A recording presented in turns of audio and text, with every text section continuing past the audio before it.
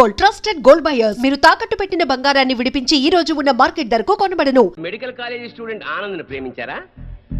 గంగిరెద్దులా తలూపుతేలా? సమాధానం చెప్పండి. ప్రేమించాను.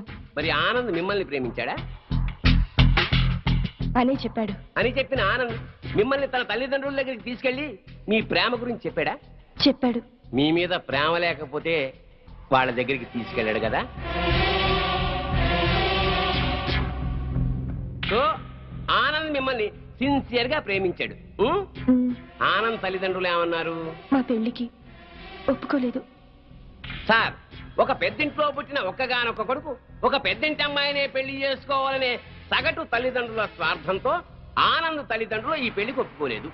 3 ఏళ్ల వీళ్ల ప్రేమ కన్నా 25 ఏళ్ల తల్లిదండ్రుల ప్రేమ గొప్పదని ఫీల్ అయ్యి మన ప్రేమని త్యాగం చేద్దామని చెప్పాడు సార్ ఆనంద్. చెప్పాడా జయశ్రీ గారు? చెప్పాడు. వీళ్ళ ప్రేమ గురించి పెళ్లి గురించి కాదండి case. Here is the point sir.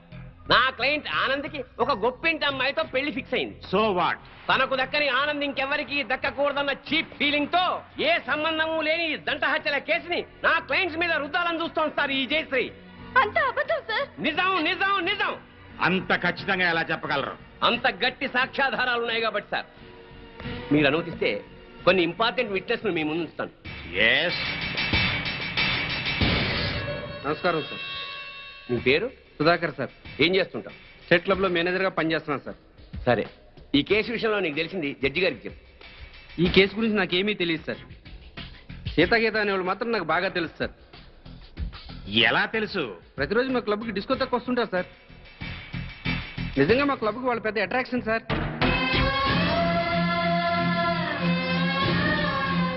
నిన్న సాయంత్రం కూడా చాలా అందంగా తయారై మా క్లబ్లో ఉన్న డిస్కోకి వచ్చారు సార్. Are you sure? వాళ్ళతో మాట్లాడాను సార్. వాళ్ళు మినీ డ్రెస్ వేసుకుని డ్యాన్స్ చేస్తుంటే ఏం అప్లై వచ్చిందో తెలుసా సార్? నిన్న సాయంత్రం కూడా క్లబ్కి వచ్చిన అమ్మాయిలు 4 రోజుల క్రితమే హత్య చేయబడ్డారని, వాళ్ళ శవాల్ని గుర్తుపట్టడానికి కూడా వీలు లేకుండా కాల్ చేశారని నా క్లయింట్స్ మీద కేసు పెట్టడం హాస్యాస్పదం sir. No no no no no. Sakshi పనిచేస్తున్న స్టేట్ క్లబ్ ఓనర్ కి ఈ కేసులో ముద్దాయికి సంబంధం ఉంది కాబట్టి మీరు చెప్పేదాన్ని అంత స్ట్రాంగ్ గా కన్సిడర్ చేయలేం. అంతకన్నా బలమైన ఆధారాలుంటే ప్రవేశపెట్టండి. మీ పేరు? పెద్దిరెడ్డి సుబ్బారెడ్డి. ఏం చేస్తుంటారు? గవర్నమెంట్ జనరల్ హాస్పిటల్లో డాక్టర్గా పనిచేస్తున్నాను. ఈ పోస్ట్ మార్టం చేసింది మీరేనా? నేనేనండి.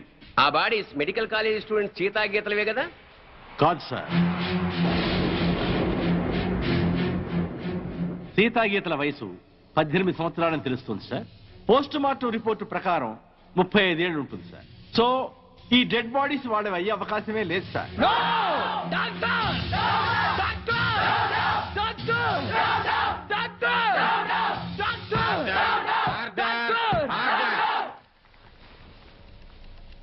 ఒక గవర్నమెంట్ డాక్టర్ ఇచ్చిన పోస్ట్ మార్టం రిపోర్ట్ ఈ కేసులో బలమైన సాక్ష్యంగా భావిస్తున్నాను సార్. పరిశీలించండి.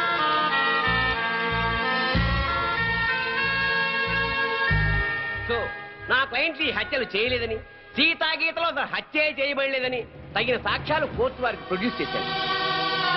అంటే నా బిడ్డలు చచ్చిపోలేదా జడ్జి గారు? అయితే ఈ హత్యలకు వీళ్లకు ఏ సంబంధము లేదు సార్. వీళ్ళందరూ ఉత్తములే sir.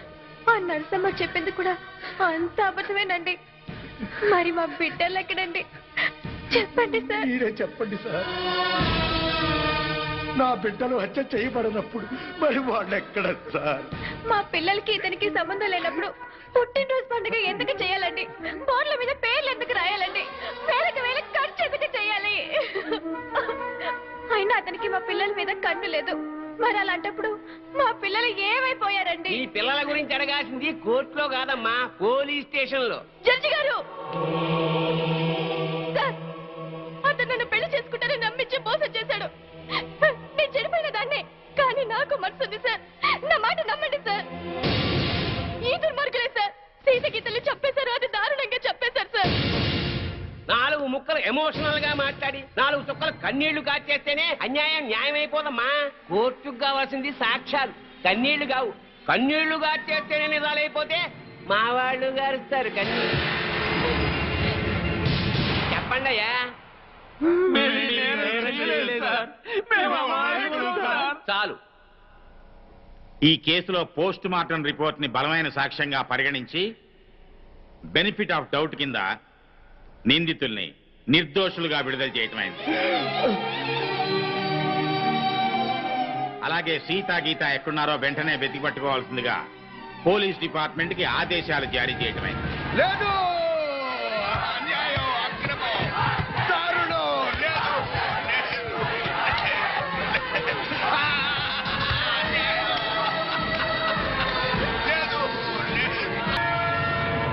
Hello Moula Ali, hello Moula Ali.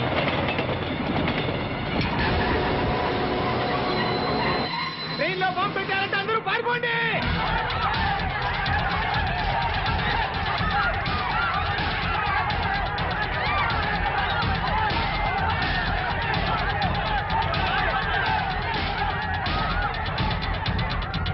బాబు ఏమైంది?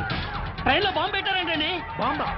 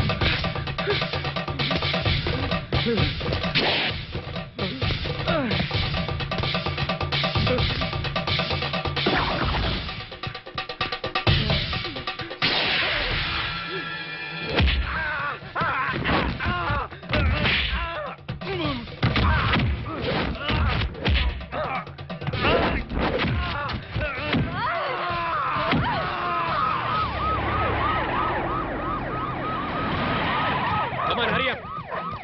Come on, quick.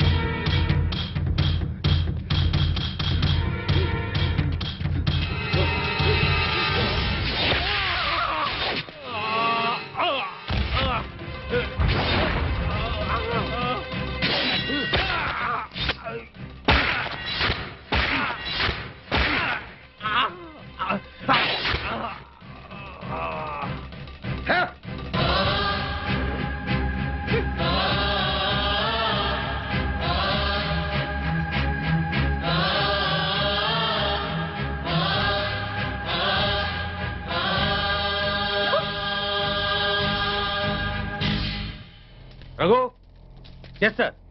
చూడు,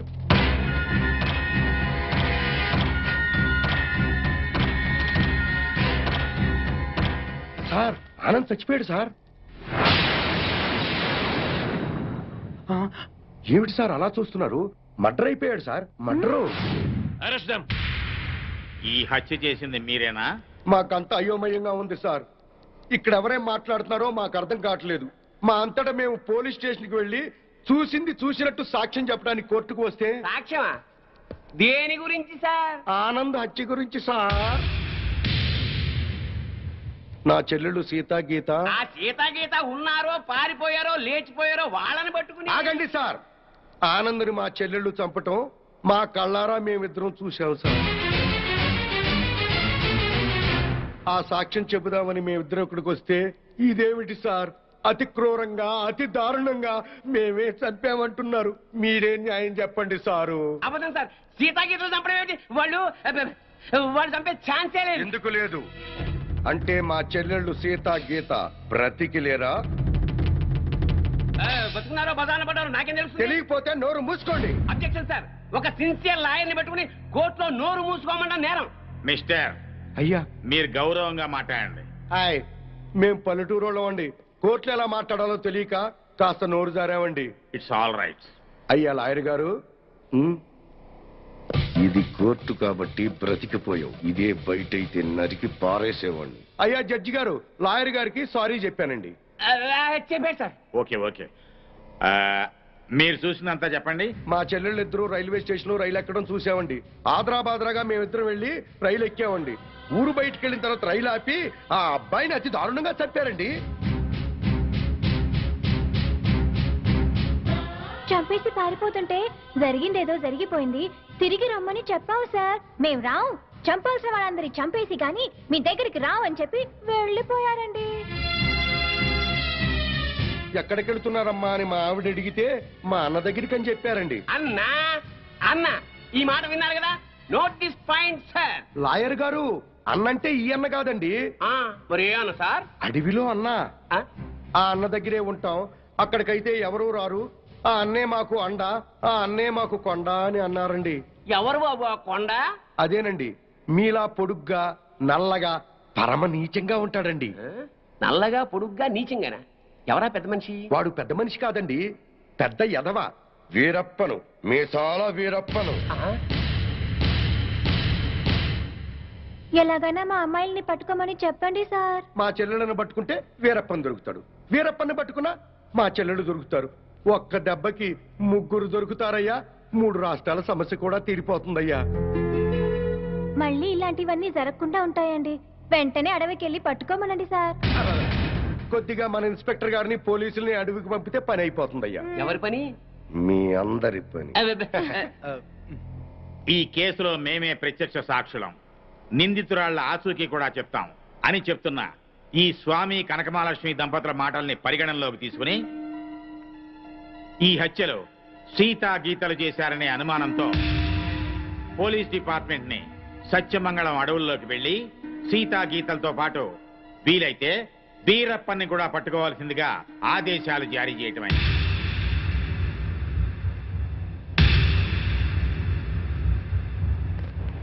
ఇన్స్పెక్టర్ గారు, ఏంటయ్యా? కాస్త మంచి రోజు చూసుకుని చెప్తారా అండి? దేనికి? అదే అన్నయ్య గారు, వీరప్పనున్నాడే అతను ఉండే అడవిలోకి బయలుదేరడానికి. వస్తామండి. వెళ్ళొస్తామండి. ఇన్స్పెక్టర్ గారు, డౌట్ లేదు, వీళ్ళిద్దరూ మనకి టెండర్ పెట్టారు. ఈ రప్పన గాడికి మనం దొరికిపోయినట్టే. షడప్. బస్సు దిగొచ్చారు కదా అనుకున్నాను. నల్లకోటనే దడదడలాడిస్తున్నారు. ఇంకా లేట్ చేస్తే కూడా మందులో చిప్స్ లాగా తినేస్తాడు. రాంగ్ టైములో కుళ్ళు జోకులే మాకు. ఏ టైములో ఏం చెయ్యాలో మాకు తెలుసు.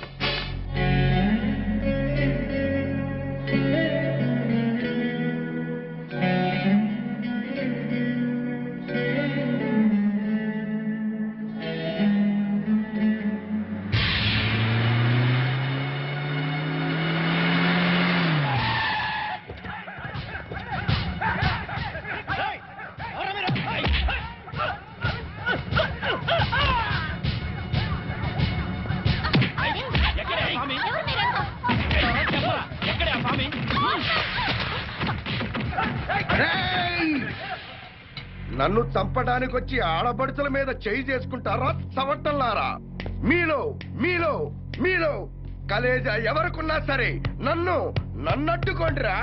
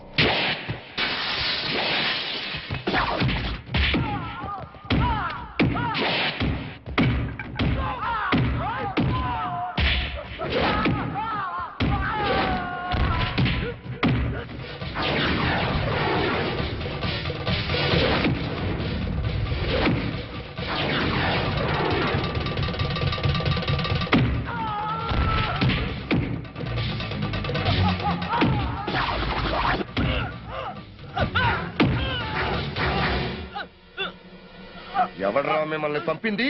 బాపినీడు. బాపినీడు స్పీకింగ్. ఇక నువ్వు స్పీకటానికి ఉండవురా. రెచ్చిపోకు. ఈ రోజు రాత్రి 10 గంటలకు నీ క్లబ్బులోనే నిన్ను హతం.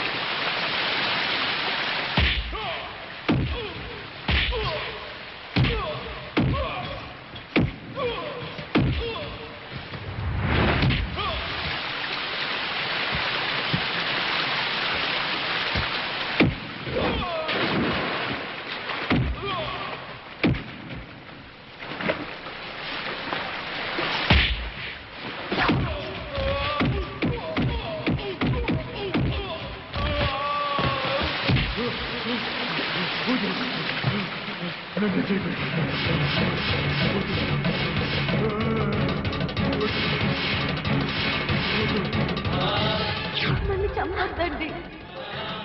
మా ఊరికి వెళ్ళిపోతాం. మా అన్నయ్య దగ్గరికి వెళ్ళిపోతాం.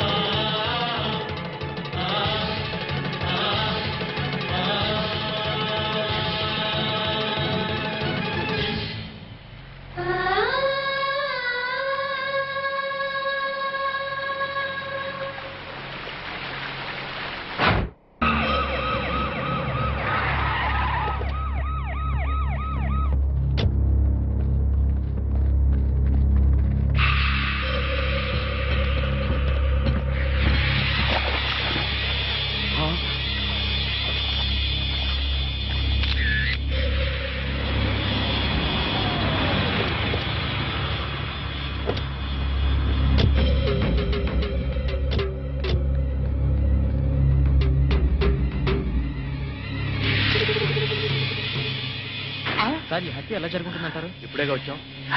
కోటేశ్వరరావు గారు మీరేం కంగారు పడకండి, మనం పోలీస్ సెక్యూరిటీ పెట్టించుకుందాం. పోలీసులు ముఖ్యమంత్రిని కాపాడడానికి నాన్న పాటలు పడతా ఉంటే ఇంక మిమ్మల్ని ఏం కాపాడతారండి? కరెక్ట్ గా చెప్పావురా బామ్మర్ది. నా థింకింగ్ ఎప్పుడు కరెక్ట్ గానే ఉంటుంది బావా. అందుకే ఓ 25-30 లక్షల రూపాయలు నా పేరును పెట్టేవనుకో, ఓ చిన్న ఇల్లు కొనుక్కుని చచ్చిపోయినోడు పెద్దదినన్నాడు స్టీల్ గ్లాస్ మీద పేరు రాయించుకున్నట్టు నా ఇల్లు మా బావ ధర్మం అని నీ పేరు రాయించుకుంటాను బావా. ఏమయ్యా, మంచి చెడు లేకుండా నోటికి ఏదొస్తుంది ఒకేయటమేనా? ఆడెప్పుడు జరిగేదే చెప్తాడు. మీకేమైనా పిచ్చెక్కిందా? బాలవాక్కు బ్రహ్మవాక్కు అని బామ్మది వాక్కు బ్రహ్మవాక్కు ఏమిటండి? బామ్మర్ది, ఆ స్వామి వాడి పెళ్ళాం పోతే ₹1,00,00,000 రాయించు, నేను పోతే ఆస్తి మొత్తం రాయించుకోరా. అయినా నీకేం కాదులే బావా, 100 ఏళ్ళు బతుకుతావు. బావమరిది అంటే బ్రతకూరేవాడు అని అర్థం. బతకగోరేవాడు అయితే ఆస్తి ఎందుకు రాయమంటావు? నేను బతకూరినంత మాత్రం మా బావ బతుకుతాడు. ఆ స్వామి బతకనివ్వాలి కదా. అనుమానం లేదు రఘు, ఈ మర్డర్ కూడా ఆ స్వామి చేసి ఉంటాడు. ఇన్ని మట్టలు చేస్తున్నా కూడా మన డిపార్ట్మెంట్ చిన్న క్లూ కూడా దొరకకుండా చేస్తున్నాడు. అది కదా హైలైట్. ఏంటా అర్ధరాత్రి పూట? ఏం లేదండి, స్టేట్ క్లబ్ ఓనర్ బాపిరెడ్డి గారిని చంపిన వాళ్ళని నేను ప్రత్యక్షంగా చూశానండి. ఎవరు? నా చెల్లెళ్ళు సీత గీత సార్. అలానా? ఎలా చంపారు సార్ తమరి చెల్లెళ్ళు? రోట్లో కందిపప్పుని రోకలితో దంచినట్టు దంచి నీళ్ళల్లో ముంచి చంపేశారు సార్. అబ్బా, మీ చెల్లెళ్ళకి సపోర్ట్ గా ఆ వీరప్పన్ కూడా వచ్చాడా సార్? వీరప్పన్ రాబట్టే కదా సార్ మా చెల్లెలను పట్టుకోలేకపోయాను. అవునా? తుపాకీతో భయపెట్టాడా సార్? లేదండి, ఏనుగు దంతంతో పొడుస్తానికి వచ్చాడు సార్. ఏంట్రా నువ్వు పోలీసులతో ఆడుకుంటావురా? జడ్జి గారు, జడ్జి గారు, ఈ సమాజంలో న్యాయం జరగదా? న్యాయం చేతులు ఎంత పొడవైనా సాగుతాయంటారు. మరి అదే నిజమైతే ఈ రోజు స్టేట్ క్లబ్ ఓనర్ హత్య జరిగేది కాదు కదా అంటున్నాడయ్యా స్వామి. సార్ ఏమి సారయ్యా, మీరు ఆ రోజే అడవికెళ్ళి అతని చెల్లెళ్ళని పట్టుకుని ఉంటే ఈ రోజు ఈ మర్డర్ జరిగేదా? జరిగేది కాదు సార్. అంటే స్వామి చెప్పినట్టు మీరు డ్యూటీ చేయకుండా తప్పతాగి పడుకుంటున్నారు అన్నది నిజం అన్నమాట. Sorry sir. I don't want your explanations. మీరు ఈ రోజే సత్యమంగళం అడవులకు బయలుదేరి వెంటనే సీతా గీతల్ని పట్టుకోండి. వీలైతే వీరప్పని కూడా. ఓకే సార్, ఈ రోజే బయలుదేరుతాం సార్. ఓకే. నీ ప్లాన్ నాకు తెలుసు స్వామి. నువ్వు జడ్జి గారికి ఫోన్ చేసి మమ్మల్ని అడవికి పంపించి నువ్వు కోటేశ్వరకు చెక్ పెట్టాలనే కదా? సార్, జగ్బాస్ గారు వచ్చేస్తున్నాడు. Welcome sir. సడన్ గా ఈ ఎఫెక్ట్ ఏంటి? మా బాస్ మీ అకౌంట్ ఓపెన్ చేయడానికి ఒప్పుకున్నారు. ఒప్పుకోక చేస్తాడా?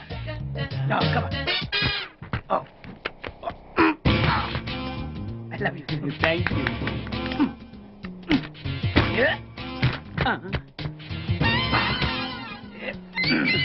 అయ్యి బాబోయ్, 2 కోట్లు. ఈ కోట్లు బాడీ మీద వేసుకోవడానికి పనికి వస్తాయేమో కానీ ఆ దీలో వేయడానికి పనికి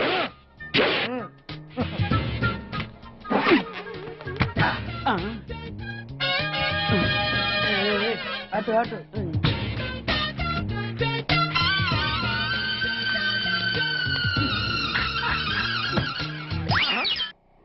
పది పైసలా?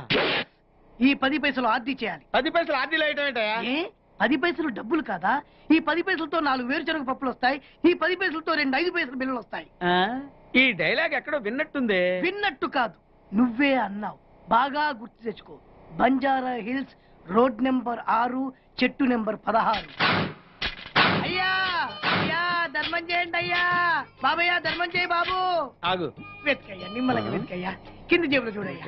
నోటు వెతుకయ్యా. అయ్యా దీంట్లో చూడయ్యా. 50 రూపాయలు. అయ్యా తీసుకో. 10 పైసలా? ఏం 10 పైసలు పైసలు కాదా? 10 పైసలు పెడితే 4 వేరుశనగ పప్పులు వస్తాయి. 10 పైసలు పెడితే 2 5 పైసలు బిళ్ళలు వస్తాయి.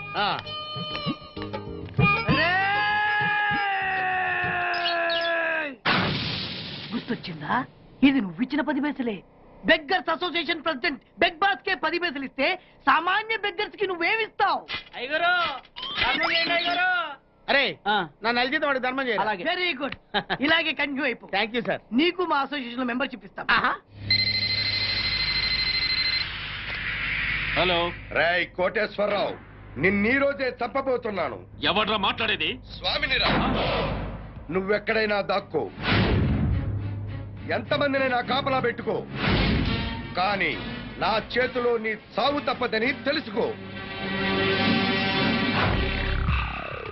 రఘు, మన వాళ్ళందరినీ అలర్ట్ గా ఉండమని చెప్పు. Okay sir. నేను వెళ్ళి కోటేశ్వర గారిని చూసాను. అలాగే సార్. ఓకే.